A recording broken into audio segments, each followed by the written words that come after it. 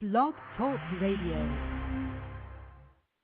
And thank you tonight for listening in on Fix Michigan Mondays.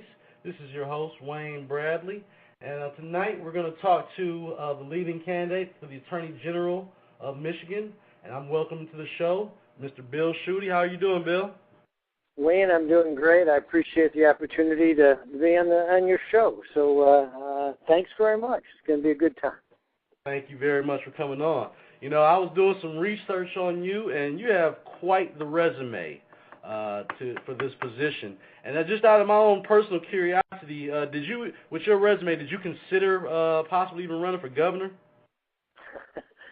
You're going to get me in trouble with questions like that. It's just you have such a decorated resume. Why don't you, first of all, if you don't want to answer, that's fine. But just out of curiosity, I just had to ask for myself.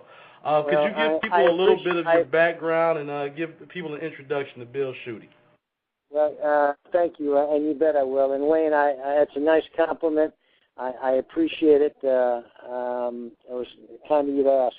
No, I'm very focused. My wife and I have made a determination as a team, the Schuttes, my wife Cynthia and I, that there's the calling, the role for me to serve Michigan in the future as the Attorney General of our great state. So that's what I'm working hard on. And answer your question in terms of the ways I've served my state and my country in the past. Here goes. I've served Michigan and America in all three branches of government, Wayne. I served as a United States congressman, as director of the Michigan Department of Agriculture, the executive branch of the state of Michigan, as a state senator in the Michigan legislature for 8 years, and then 6 as a judge on the Michigan Court of Appeals. So then in the judicial branch, executive and legislative branch, and now private sector. I'm in private sector as an attorney with the law firm of Warner, Norcross, and Judd. We're a big statewide law firm, and where it's a great opportunity, but I'm spending a whole lot of time working hard to be Michigan's next Attorney General. So that's my resume. That's my tour of duty in a nutshell, Wayne. Right. How has it been? What's it like right now, campaigning and also obviously maintaining a job in the private sector? How do you manage to balance both of those two things? Well, it's a lot of work. It's a big state, particularly in a state like Michigan. When you go to southeastern Michigan, as I spend a lot of time in the southeastern part of the state, whether it's Monroe County or Macomb or Wayne or Oakland, what have you, and then you go to the far reaches of northern Michigan, let alone the UP, you come pretty quickly to appreciate the stretch and breadth of our state, and it's really an incredible opportunity that I'm learning so much and about our state, about people, about myself, and as I try to build an organization of a similar common vision of safety and security for our families and our homes and our communities in Michigan, and that's really my core message, Wayne, is the Attorney General is the chief law enforcement officer for the state of Michigan, whose primary responsibility is the safety and security of Michigan families, and that's the message that I'm trying to take across the state of Michigan, and it's a great responsibility, and there is a balance between my family. My wife and I have been married 19 years. We have a daughter who's 17, a boy who's 14, and to try to balance that and my law practice, there are long days and long nights, that's for sure. Right. What do you? I remember meeting your family at the Mackinac conference last year. Lovely family. Well, you're nice to say that, and we've made a family commitment, Wayne, to serve Michigan in this new role as Attorney General, and we're in it together. And my wife and I made a commitment. And we have a strong faith, and we made a decision together that serving as Attorney General is another way for me to contribute to our state, and so we're doing this together. And our children, right now it's school night, and come summertime, we'll see a lot of them on the campaign trail. Our daughter got her license last year, so she loves driving all across Michigan. All right. What do you think people should be looking for from their attorney general? I mean, you kind of, like you said, looking out for the welfare of the people, being the top sheriff. What do you think people should be looking for? You know, if they're looking for a candidate, and what distinguishes you as the candidate for attorney general? It's a good question. From my standpoint, the attorney general, and he or she has a wide variety of responsibilities, but the chief responsibility for the Attorney General as the chief law enforcement official for the state of Michigan is safety. Safety comes first. Maybe it's Schutte stands for safety, but the safety of our families and the security of our families is the number one job of the Attorney General in Michigan. And right now, I don't care where you live, whether it's Detroit or Grand Rapids, what's happening with in Lansing today, the political establishment, releasing dangerous criminals earlier, they're closing prisons, and there are fewer cops on the street. And what that is, they're endangering the safety of our communities. The people in Lansing are saying, you know, it just costs too much to keep our communities safe, and they're letting dangerous criminals be released earlier, whether that's sex offenders, child molesters, hardened criminals, because they say it just costs too much. Now, the problem is they're releasing prisoners earlier, closing prisons, but the cost of the Department of Corrections budget is not going down. And and if you took this philosophy to its nth degree, you'd release everybody, so there'd be nobody in the jails, so their costs would go down. But here's the real issue. You can't balance the budget on the backs of public safety, and that's my message to the political establishment in Lansing, who are doing nothing about this. And what we need to do is what other states, even states surrounding Michigan, do. They keep their costs down and their dangerous criminals locked up. They bid out services, whether it's laundry, food service, try to group health care costs together with county jails or what have you. And the point is, we're not managing our prisons efficiently, and that's what we ought to do instead of letting criminals run free. Yeah, I read a piece that you guys in the Detroit News where we were talking about the cost of incarcerating our prisoners here is roughly $32,800 a year, but comparing it to somewhere like Texas, it's $15,600 a year. How do what exactly can we do to cut, like you said, maybe laundry, healthcare, those are things we can do to cut those costs and to make it more feasible to like where Texas is operating off of a budget of $15,600 per prisoner? Well, you hit the nail right on the head, and you're giving some good statistics. Texas is $15,000 per prisoner per year. Ohio's $26,000 per prisoner per year. And the point is, we ought to do a number of things. Bid out services, whether that's for maintenance, laundry, food service. Oakland County and Saginaw County have bid out their food service and cut their costs by 50%. And we ought to also look at what other states are doing across America. Try to adopt some of the best practices and put them into place in Michigan. But instead, what the policymakers in Lansing, and I just think it's nutty, what they're doing is saying, we can't do anything but release prisoners early, and that's just the wrong message. And what it does is it's a prescription that jeopardizes the safety of our communities. And there can never be an economic recovery in Michigan unless we have the safety of our communities, so that schools are places of learning, our neighborhoods are secure. I mean, Mayor Bing's talked about that. This with the sad killings that we saw this past week of a police officer. I was going to ask you about that. Obviously, I'm in the Detroit area, and there's a lot of crime down here. And obviously, with the police officer being shot last week, would you favor or oppose the death penalty here in Michigan? Would that be something that you would favor or oppose? I support the death penalty. I think it's deterrent. I've supported it throughout my career as a congressman and a state senator. That's where I stand. Right. All right. Because like I said, the person that shot and killed that police officer last week, he had a long rap sheet.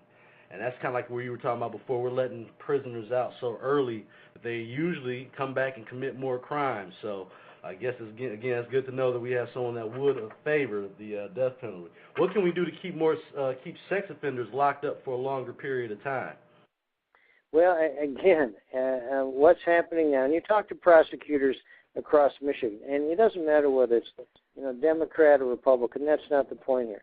You can talk to prosecutors in Oakland County who's a Democrat, Wayne County is a Democrat, Macomb County is a Democrat, or somebody in Jackson County who's a Republican, and those prosecutors will agree that there's the Lansing establishment are trying to monkey around with something called truth in sentencing, which is a statute that when I was in the Senate I voted for and was part of the debate and the policy decision on that said if you commit a crime, you would spend a specific number of years behind bars, and that sends a message to the lawbreaker and it sends a message to the victims of crime.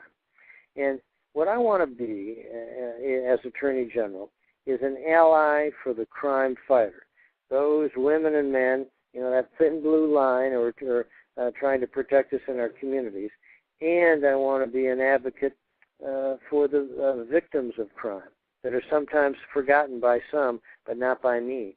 And with term limits where there's really no institutional memory. I mean, if I ask the question, gee, who's the big ally of the law enforcement officials in Lansing today, I'm not sure anyone would come up with an answer. And that's what I want to be. Bill Schutte wants to be the ally for crime fighters and advocate for crime victims. And we need that today because there's no institutional memory with term limits being gone, and some people forget about why we passed the truth in sentencing law. And what some people want to do now, Wayne, is they want to monkey with it and change it and allow good time and good behavior and all of that. And all that does is send a wrong message to the lawbreakers and it forgets the victims of crime. Right. And now another thing, you've been endorsed by the Michigan Association of Chiefs of Police as the Public Servant of the Year in 2008. I've seen you've racked up the recommendations and people actually supporting you. You've had over 1,000 endorsements at this point already. How's it been getting that much support at this point? And do you think it reflects, your opponent is someone that's already in Senate in Lansing? Do you think some of those numbers reflect people just being tired of what's going on in Lansing? Well, I have a strong team, and I appreciate it. We have a strong team of people committed to a new Michigan and a fresh approach. And, right now the Lansing establishment, we've talked about the crime issue and how they're releasing prisoners, but also in terms of economic policy, the solution that the Lansing leadership came to was the Michigan business tax, and all that did is send a lot of small business people right into the economic ditch. And so the decision making from Lansing has been an utter failure. And what I ask people, Wayne, is listen, if you're happy with the way Lansing's been run, Michigan's been run in the last 8 years, I'm not your candidate. But if you feel as I do, that we ought to scrap the Michigan business tax, we ought to keep dangerous criminals behind bars, and that we need a new team, well then, Bill Schutte, is your candidate. And I think the fact is that the Lansing leadership is toast. People are fed up with Michigan being dead last at the bottom of the heap, and I'm just not going to sit back and watch our state go down the tubes, and that's one reason I'm running for Attorney General. I can appreciate that. By any chance, have you attended any of the Tea Party movements or any of the parties here in the state? Yes, I have, and I believe that the Tea Party movement, this expression, is so healthy, and I think it's an expression that people are fed up with big government, big taxes, and people intruding on our freedom. And I believe that the message of those who are active in the Tea Party movement is a real positive expression about America, because in Michigan what we need, Wayne, and we need a safer Michigan, and we need a Michigan that has less taxes, less government, and more freedom. And that's what America needs to be about. And so I welcome the Tea Party members, and I think most of them are going to gravitate to the Republican Party, and I think those people are going to gravitate to my campaign. And why is that? When I was a congressman and when I was a senator, I have a voting record of cutting taxes. And cutting taxes is just the opposite of raising taxes. And when I was a congressman, Ronald Reagan was president.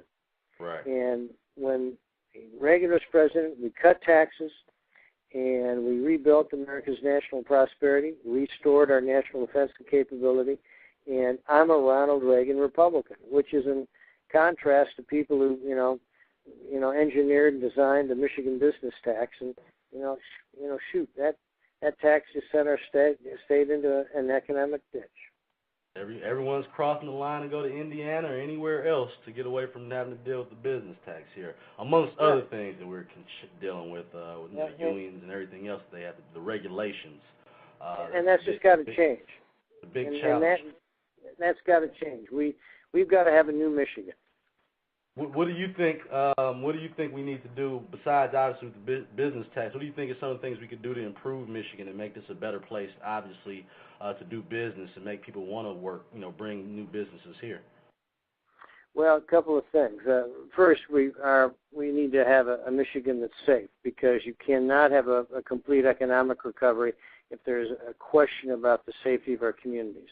Second, we need to have a net tax cut so that Michigan is a place that's attractive for paychecks. If you chase people out of the state with high taxes and high regulation, the people who work for a living, the people who want to bring home a paycheck, they're going to go other places. And I'm just not going to watch our state Michigan become a vacation state where people come here because we have great lakes and rivers and streams, but capital and technology and investment, it'll go across the line to other states, and we need to change that. We need to reform our government so it's smaller, leaner, and more efficient. That means we're going to have to reform all the pension laws of state governmental employees and make sure that it's in line and in keeping with what the reality is of Michigan today. Tough decisions obviously need to be made. The current Attorney General, who also gave you an endorsement, Mike Cox, he actually is challenging the health care plan. Would you do the same thing? Would you continue that lawsuit if you are elected Attorney General? Absolutely. I'm going to be a 10th Amendment Attorney General, Wayne. And as a judge, I understand the importance of the Constitution. As a judge, what I did, you might remember back in 2008 when there was this very liberal special interest tactic, this trying to hijack our Constitution and trying to replace all the Republican pedigreed judges with, they wanted to sweep them off and have redistricting just controlled by the Democrats, and they wanted to tinker with the Constitution. I was the chief judge of the Michigan Court of Appeals on the panel that reviewed that case, and I said no to the hijacking of our Constitution, and I protected it as a judge. I'm going to protect the Constitution as the next Attorney General. And the health care lawsuit, a second point, the Attorney General Cox made a very good decision to join immediately 9 other Attorneys General across America. And I will fight that health care lawsuit tooth and nail. Now, my Democratic opponent, as an example, said one of the first things he wants to do is to dismiss that lawsuit. And I'm going to stand up and protect Michigan and our taxpayers. I'm not going to be a shill for an unconstitutional statute that needs to be fought. That would be David Layton, right, from Genesee County? That's David Layton. And he said the first thing he wants to do is dismiss that lawsuit. And I'm going to be a 10th Amendment Attorney General. This guy's going to be for big government. And, that's the old Michigan. That's the old approach that it's nearly sunk our state. So I think there's a big, clear contrast between David Layton and me.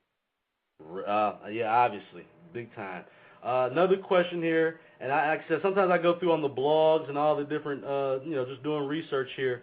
And now that they've actually, I had to ask you about this because there was a lot of talk about it before with the medical marijuana issue that's in Yes. Michigan. Do you agree at all with the current law and the way it's worked? Because it's really kind of like blurred the lines on what's going on in this state.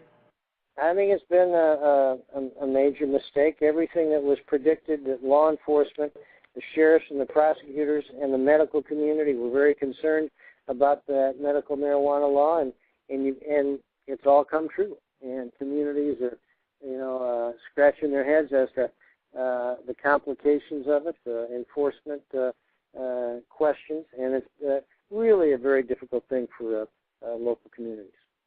Yeah, that's what I was gonna say.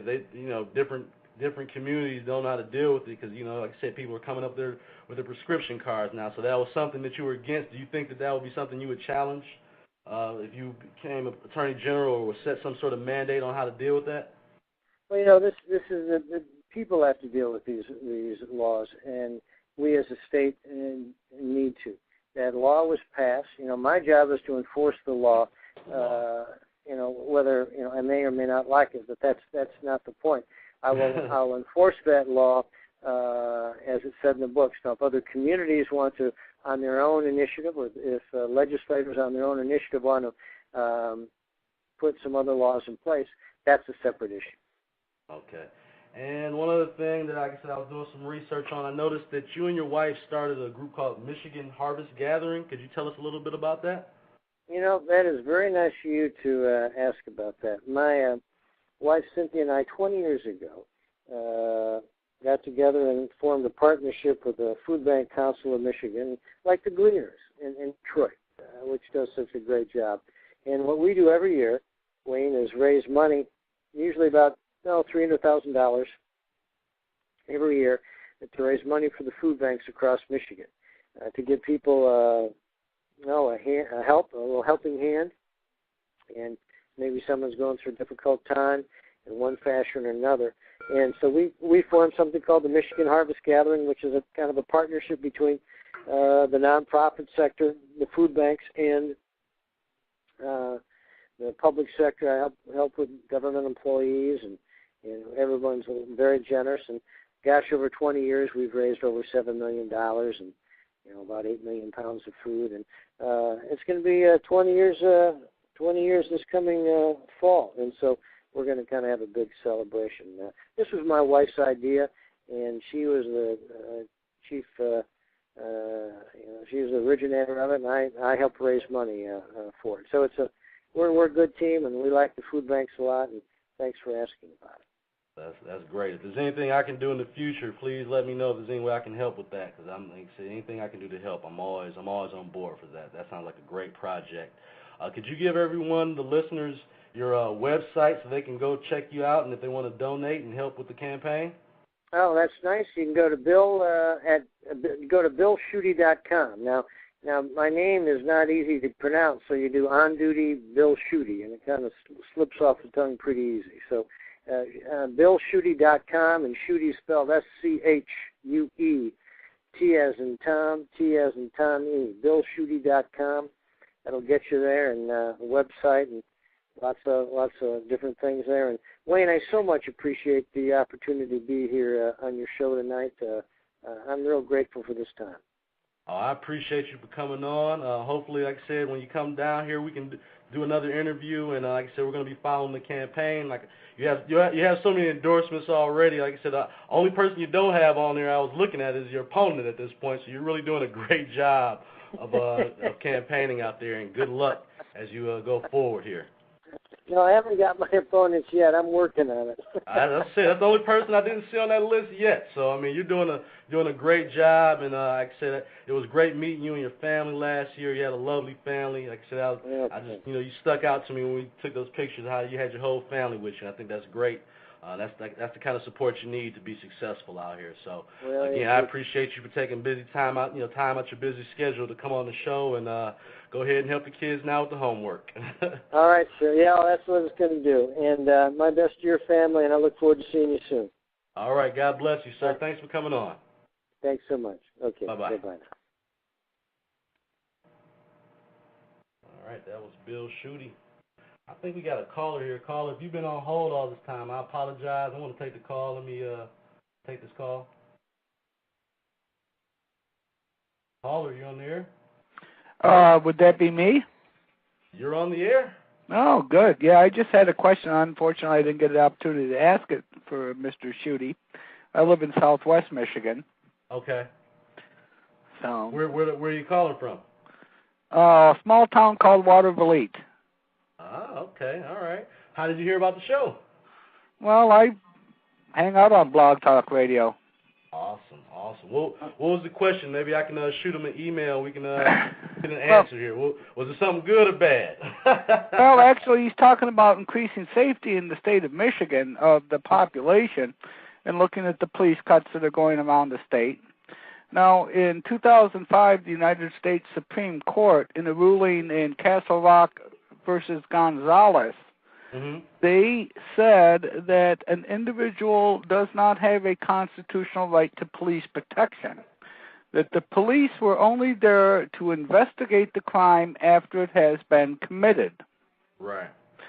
So, my question to him would be very simply, how do you propose to ensure, to allow the Michigan residents to protect themselves? You said, how do you allow for that? Well, how do you ensure it? I mean, right now... I don't want to give my answer, but I'll give you my answer. 2 words, Smith & Wesson. Well, yeah, I just bought a Springfield 9mm, too. There you go. I mean, but that's how you guarantee your protection. The police are here to help and investigate, but if you want to guarantee your protection, there's your guarantee right there. Well, and I was going to bring up Arizona just passed a new law. You know, we keep bringing up Arizona, allowing concealed carry without a permit for all citizens of Arizona. That is a slippery slope. I don't think that would be... The thing is, criminals carry concealed without a permit all the time. Exactly. Good point. So what is it? What about a law-abiding citizen? I mean, you have to get approved to buy a handgun. You go through a background check to buy a handgun. You get the handgun. Why can't you carry it concealed then?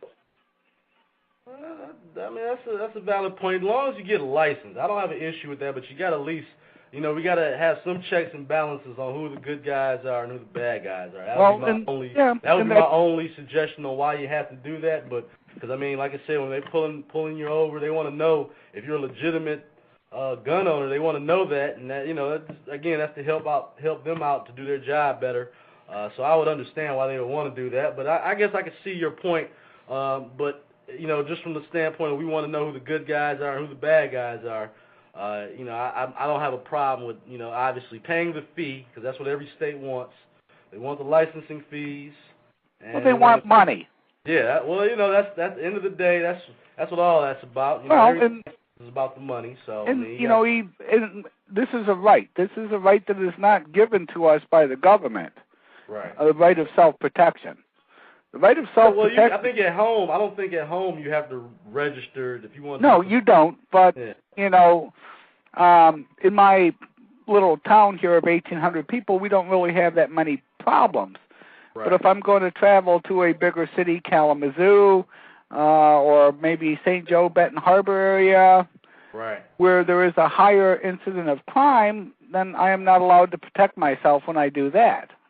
Well, you gotta just follow. Well, I understand, but you are allowed to, but you have to be licensed to do it, and I guess that would be and debate again, right. You don't think we should even have to be licensed to do it? But no, why should you need license for a right given to you by your creator? I understand that. That's a good point. I think maybe one night we'll make that a debate for the show. That's a well, good, let me know and I'll be there. That's a good talking point right there. I'll maybe have some law enforcement officials on that could bring their side of it. I can almost tell that would be a big issue, is just knowing who they're pulling over and who's legal and who's not. But that's a good topic right there. Are we Facebook friends at all? I never got your name either. By the way, I'm Loki. I've been in your chat room before. Okay. I have my own show here on Blog Talk Radio. Okay. Hey, listen, I got Scott Hagerstorm coming on from Americans for Prosperity right now. He's my guest. I'm going to bring him on. But let's shoot me an email. Let's try to make that an issue for one of the shows, okay? Sure. Would love to. Thanks a lot for calling in, too. Well, thank you much. Have a great evening. All right. Scott? Yes. Hey, how you doing, Scott? Good. All right. My second guest tonight, folks, I want to give you an introduction to. He is the Michigan coordinator for Americans for Prosperity, Scott Hagerstorm. How you doing today, Scott? Great, Wayne. How are you? I'm doing good. I just had an interview with Bill Schutte, who's the candidate for Attorney General, and we were talking about some different things of what we can do to fix Michigan. I did a little research on you. I see you're a fellow Spartan, so I want you to kind of give everyone an introduction to you and also to the organization and what you guys do for Americans for Prosperity. Yes, I'm a lifelong Michigan resident. I've lived on the east side, the west side, and the central part of Michigan, worked in the Michigan legislature for 15 years.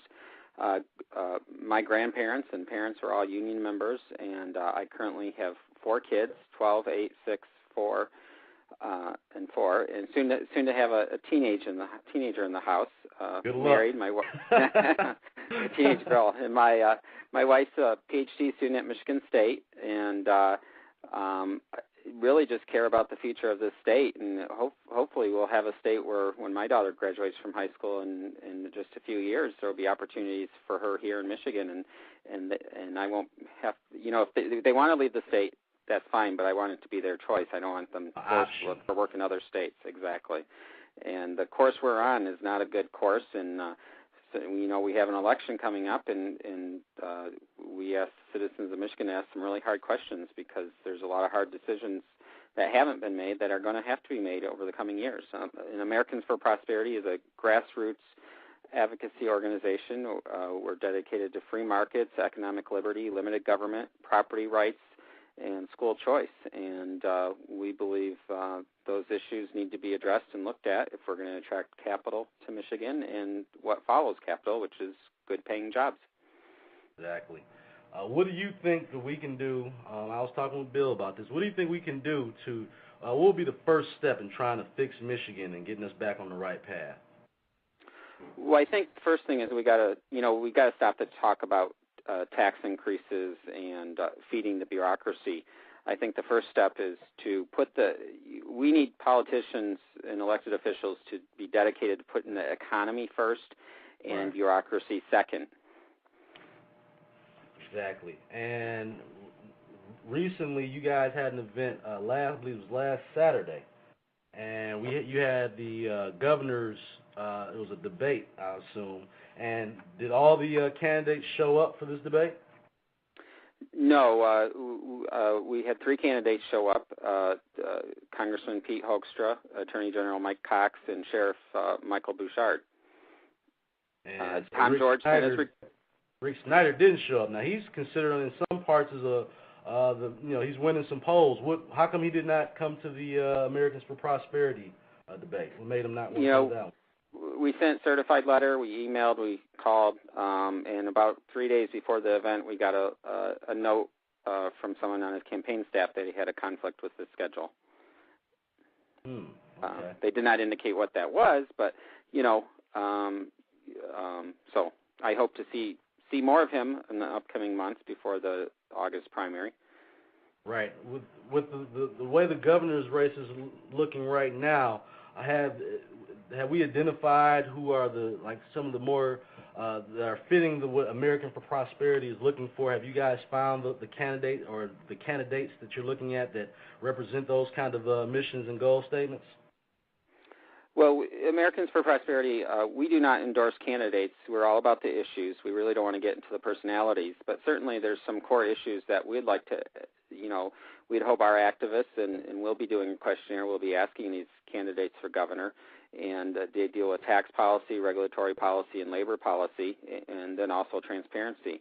And, certainly this time of year, the politicians are always, they're all saying stuff that we want to hear, so we have to probe a little deeper and ask hard questions and really look at what they're saying and what they're about. And we would urge, all the citizens across Michigan to ask really hard questions, because this is a very important election coming up. I definitely would too. I would advise anybody to go, if you get a chance to go to meet and greets with these candidates, go and ask the tough questions. Sometimes they slip around the media folks, but it's really hard to ignore just a normal person asking a common sense question. So I definitely tell people when they get a chance to make sure they ask those kind of questions and go to the meet and greets. You guys recently launched an ad to repeal the Michigan single business tax. What other upcoming ads and projects will you guys be working on? What are you looking at as targeting in the future? Well, in the a lot of the things we did in the past, like last year, we did an ad calling the governor out. She had promised not to raise taxes, and she turned around and proposed several tax increases. And we're going to be watching elected officials this year and see how they plan on balancing the budget. We're facing another about a $1.5 to $1.7 billion deficit on the state level, and there's a lot of politicians in Lansing that would like to solve that problem with increased taxes. Increased taxes on doctors, which will raise the cost of medical care. Taxes on bottled water, pop, fast food, satellite TV, you name it, and they're thinking up a tax. In fact, there's one coalition, A Better Michigan Future, that's advocating for a sales tax on services to bring in an extra $1.6 billion. In addition, they're also advocating for graduated income tax. They'll bring in an extra $600 million to feed the bureaucracy. And interestingly enough, this A Better Michigan Future, you can go right to their website and look at the coalition partners. It includes the Michigan AFL-CIO, the AFSCME, UAW, the MEA, and the Michigan Federation of Teachers. All the usual suspects, huh? All the usual suspects. It's interesting because what happened last year is unions actually represent, I grew up in a union household, and unions did a lot of great stuff here in Michigan to help establish the middle class and raise working conditions. And, my dad's a proud UAW member, and unions will always be around. But what we're finding is, actually last year, unions now represent more people in the public sector than in the private sector. That is their area of growth. And like any organization, they want to grow. And for unions to grow, the public sector is going to have to hire more people and pay higher wages, and that's how unions will grow. And unfortunately, it's come down to, it's sort of like unions versus the taxpayers. If you look at every tax that's proposed out there, there's usually, the unions are very supportive of increasing taxes so they can feed the bureaucracy. And again, I think unions can be good, and they'll be around. They'll be around in the future, but they need to really get back to representing workers and not be about representing bureaucracy and working to raise our taxes. Is it totally unrealistic to think, because of, like you said, the deep history of the unions here in Michigan, that this will ever be a right-to-work state, or they'll ever have right-to-work zones in Michigan? I hope so, because we're competing with 7 states that have no income tax. We're competing with 22 states that are right-to-work. And if we really want to, in 1965, we were 9th in per capita personal income in Michigan. We were a rich state, one of the top 10 states.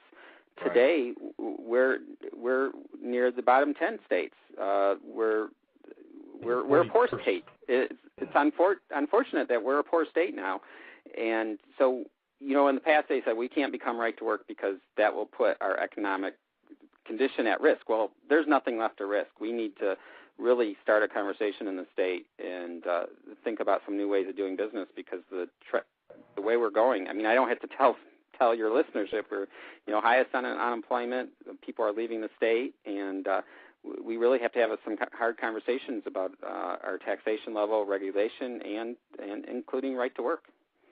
Now, I know in my house, my mom was a teacher for 30 years in the Detroit public school system.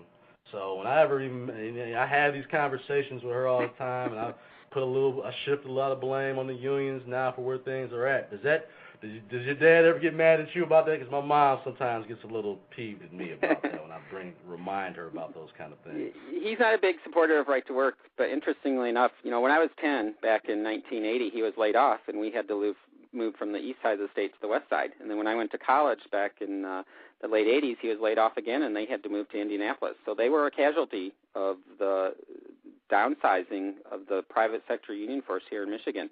And, you know, it's really not. It's not your mom. It's not my dad. It's not the hardworking people of Michigan. It's really, I think the union leadership has really lost their way. And, you know, we live in a free market system, so if an organization wants to have customers or people that are members, they have to do something. They have to provide a service. Right. And in today's atmosphere, unions don't have to provide that service to workers, because workers, if you work in a place where there's a union, you have to pay union dues. You don't have to belong, but you have to pay union dues. Right. So imagine a place, and that's all right to work is. It's not doing away with the union. It's just saying that if you feel like you'll get value from the union, then you'll join and pay union dues. In states that are right to work, they have very high percentage of people still choose to belong to the union. But I think one thing that does is that forces the union to pay attention to their customer, and that's the hardworking men and women of the state. Exactly. They need to earn those dues that are being paid, and today they don't have to worry about that because the workers are mandated to pay that. So unions will always be around. We'll have collective bargaining. That's a good thing. We just believe that the worker. Imagine living in a country, in a state where some places, if you want to work there, you're forced to pay money to a private third-party organization. Imagine going to work somewhere and them saying, well, to work here, you have to join the Catholic Church, or to work here, you have to join the Kiwanis. That's absurd, but that's what we have with unions. You have to pay dues to a union in many workplaces in Michigan, and we just want that to be a choice for the worker, to have that freedom whether to say yes or no. Right. So are you coming across what has been your biggest opposition trying to push schools of choice, in particular, obviously in the Detroit area where there's a failing school system? Who's been your biggest opposition, and what can we do to further advance the cause of schools of choice in Michigan? Well, unfortunately, I have to go back to the unions and the MEA and Detroit is Michigan Federation of Teachers. And again, it's not an indictment on the good teachers and the members of the union. It's just, we see the long waiting lines for charter schools. We see entrepreneurs like Bob Thompson who want to invest private dollars into building schools, and there being barriers to that. And right now, I really, I think Mayor Bing is he's really stepping out. He actually showed up at the groundbreaking of a charter school recently, one of the Bob Thompson schools that was being built, and I salute him for that. And I salute him. Who would have thought a few years ago that it would be Democrat politicians taking the brunt of the union backlash? You have November 14th, 2009, you have a headline in Detroit News: Detroit Union wants mayor jailed. Ask Me Local 25 officials claim mayor is in contempt for refusing to collect union dues. You have them filing papers to recall Wayne County Executive Ficano. And Bing even had to go as far as to say, either in referring to the unions, either they can't read, they can't add, or they can't comprehend. And so to your original question, choice is great, and I think parents want the best for their kids, and to give them options and choices. This is an old cliche, but the person that ran the 4-minute mile never would have done it if there was no competition. And I think we become a better society, and we have better institutions if they have to survive in a competitive atmosphere. Yeah, I think I'm a product of the Detroit Public Schools, but I think the biggest issue is that they know those tax dollars are rolling in every year, and they don't have to get any better. I mean, what's their real motivation? That's the question I ask. How hard would it be to initiate a voucher program in Michigan? What kind of challenge would that be, and how hard would that be? Well, we have some, in terms of allowing state dollars to go to private institutions, we have some constitutional barriers to that. So that's a pretty huge barrier to overcome. But I think charter schools are a public institution, and that's a good first step to get people used to having a choice. And once they have that choice, it's hard to turn back. Eventually we'll just, if we want to give parents full choice among all the educational options out there, one thing to look at is a tax credit. It's similar to a voucher. But for either of those, we're going to have a constitutional amendment to change the Constitution. And and we would be supportive of a constitutional amendment to change the Constitution to give parents really the choice to determine the best institutions out there to educate their children. Sounds like a good idea. If people want to get involved with Americans for Prosperity, can you give them the website address and any information they might need to get involved with you guys? Sure. It's afpmi.org. That's AF as in Frank, PMI.org. And that's our AFP Michigan website. And from there, you can. We're a national organization with 1.2 million members. We're only about 6 years old. In Michigan, we've only been here about 3.5 years, and we have over 32,000 members. And we really just want to empower. There's so many taxpayer-funded lobbyists running around Lansing, and they're being paid with your tax dollars to lobby for more money. And we just want to empower. I have to be a registered lobbyist because of my job, but I just really want people to be empowered so that their voices can be heard.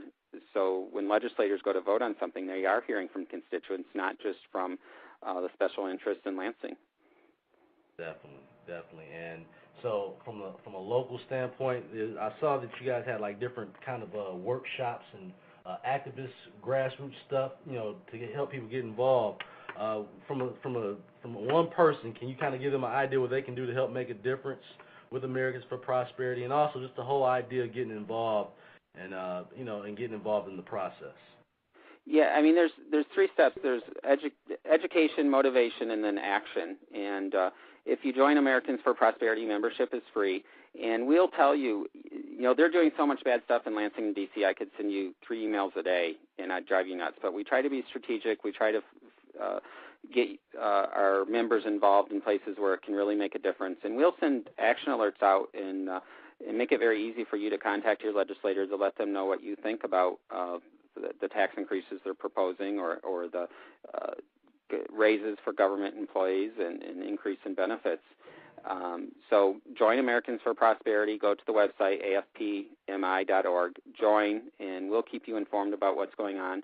And then we also, just get involved and get educated. Whether it's the Republican Party, the Democratic Party, the Green Party, the Libertarian Party, whatever you choose, maybe it's the Tea Party, whatever you choose, just get involved in your community.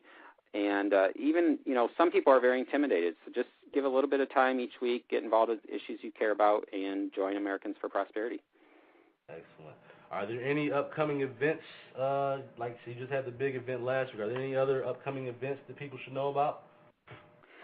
Yeah, well, we just had a great event last week up in Clarkston with Governor Palin and the gubernatorial candidates and Justice Young of the Supreme Court, and we're planning more events. We're in the process of planning some workshops and some trainings, and we're working closely with other free market group, limited government, constitutional-based groups here in Michigan. We're doing some training in August, actually in Washington, D.C., the same weekend Glenn Beck is doing his thing at the Lincoln Memorial. And we planned our events so people can go to both. But we will be doing a lot of events here in Michigan. There's a Tea Party. We're working with the Michigan Tea Party Alliance. They're putting on an event July 24th, I believe. It's in the planning stages. So look for information to come, but for a Tea Party rally in Lansing at the state capitol. And just encourage people to sign up. We'll notify you when events are coming. We have one thing that we've done the past couple of years, and we plan to do again this year. We bring around a 7-story hot air balloon and give free hot air balloon rides, and we educate people on the high cost of cap and trade and what it will do and how it will completely devastate the Michigan economy. Excellent. Well, thank you so much, Scott, for coming on here to talk about that. One other question I wanted to ask you about, how do you feel about I had someone on from before on the Michigan fair tax. How do you feel about that, the fair tax proposal? Does that sound like something that's a good idea for Michigan? It is a good idea. We need this. What we have now is just terrible. We went from the SBT to the MBT and the MBT plus the surcharge, and we have an income tax, sales tax, property tax. And like I said, we're competing with 7 states that have no income tax. What the fair tax would do would completely eliminate the income tax in Michigan. It would eliminate business taxes. And, people like to demonize businesses, but we need capital here to have good paying jobs. And imagine if you had to pay no income tax to the state of Michigan, all that money that would be freed up. And so that's definitely a better system than we have today. And we need to have these conversations, and we need our political leaders to step outside of the box and do some creative thinking, because we can't take it anymore. We're losing too many people. Right. Definitely. Well, thank you so much, Scott, for coming on today. I know you got a busy schedule. I appreciate you for coming on the show today. Give the people the web address just one more time so they can, if they want to sign up, become a member, they know where to go, and hopefully we can get some activity. They can get started and get involved in the process. Well, thank you for having me on. I really appreciate it. And that web address is www.afpmi.org.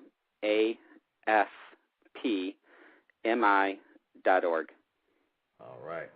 Thanks again, Scott, for coming on. One other question, man. How do you think our Spartans are looking this year? I think they're going to do pretty good. They've been improving. Coach D'Antonio is, he's a very disciplined coach, and I think we'll have a good season, and of course we'll have another great season in basketball too. So it should be an exciting year. Yeah, look out for Too Tall. That's the guy you want to look out for. We got a new freshman coming in. He's looking real good out there. So we ought to be in good shape this year coming up. So. Again, thanks for coming on. I look forward to meeting with you again soon so we can talk about some other ways we can fix Michigan. But thank you so much for coming on tonight, Scott. Great. Thank you. Appreciate it. Have a good evening. God bless you. You too. Bye-bye.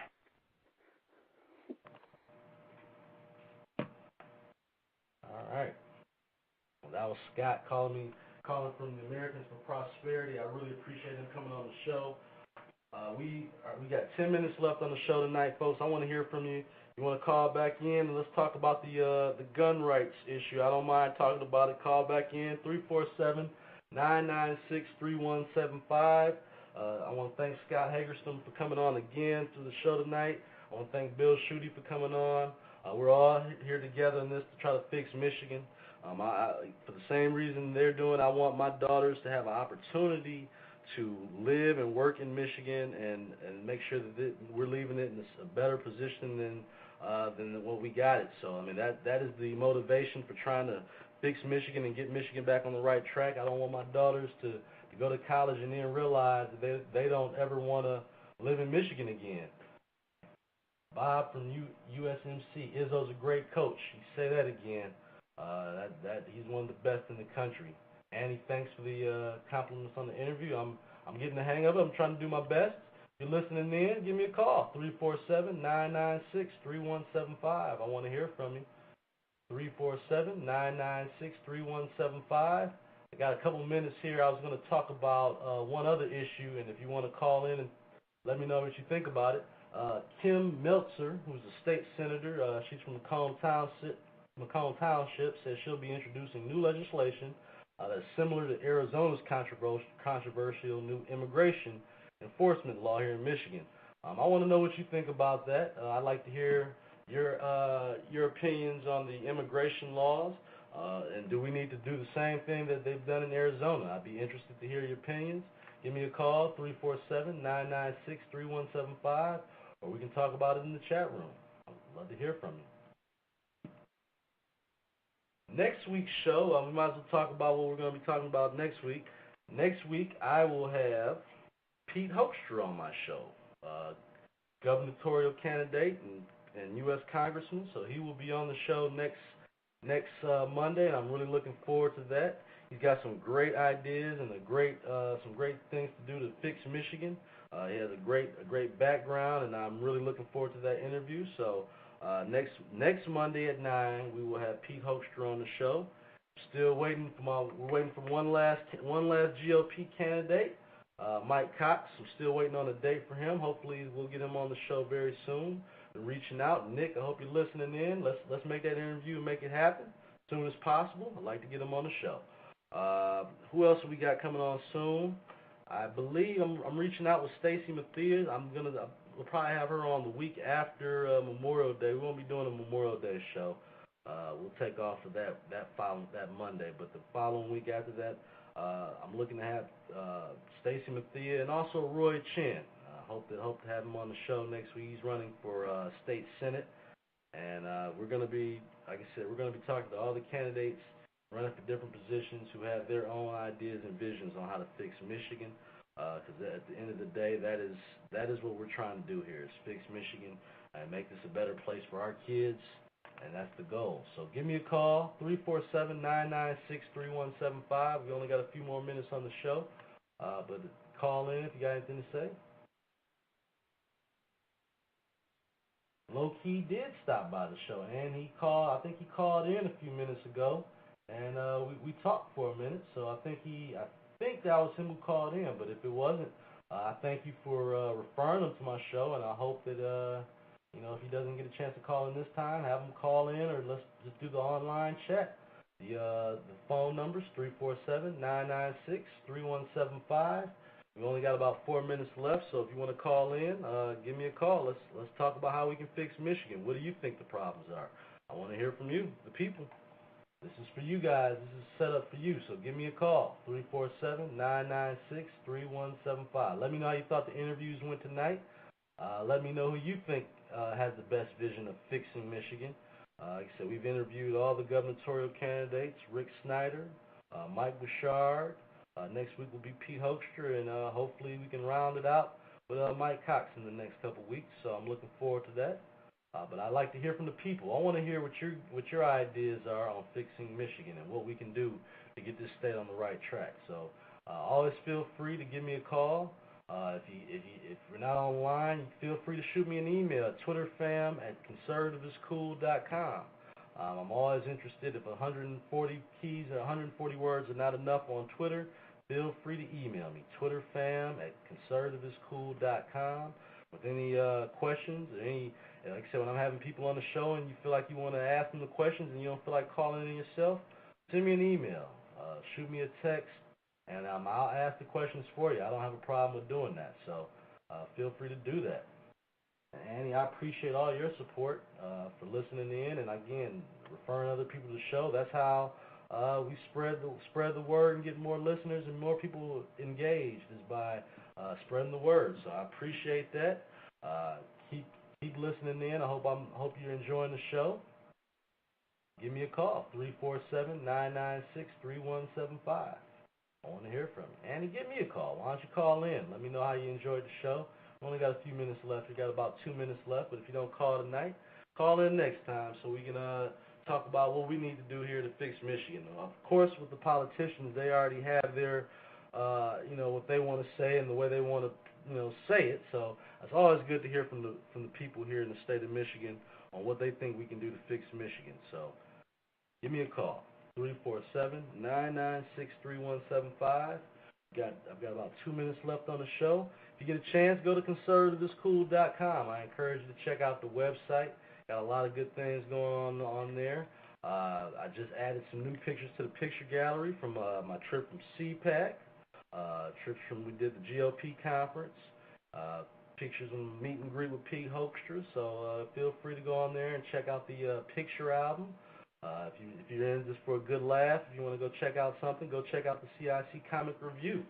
Got a lot of good YouTube clips and funny stuff on there. That again, we're making fun of everybody. We don't just pick on the president or anybody like that. We make fun of everybody. So it's a good place to get a good laugh. So I encourage you to check that out. Again, and if you have any questions or you feel like you want to get more involved, shoot me an email, twitterfam@conservativeiscool.com. Great way to reach out. And like I said, if you have any questions or anything else you want to get across to me, if you think I'm doing a good job or a bad job, I want to hear from you.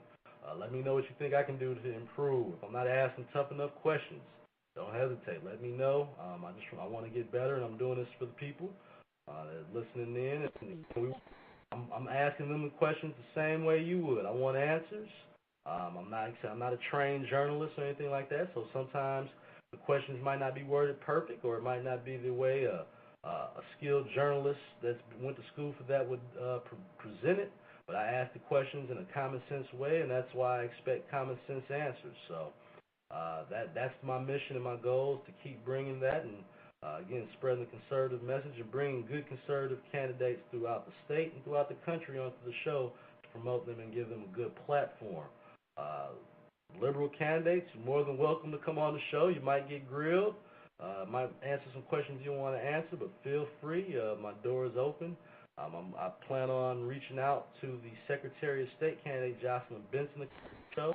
I met her at an event, so I plan on having her come on the show. So this is Wayne Bradley. I'm signing off from Fix Michigan Mondays. Make sure you visit conservativescool.com. Have a good evening. God bless you. Good night.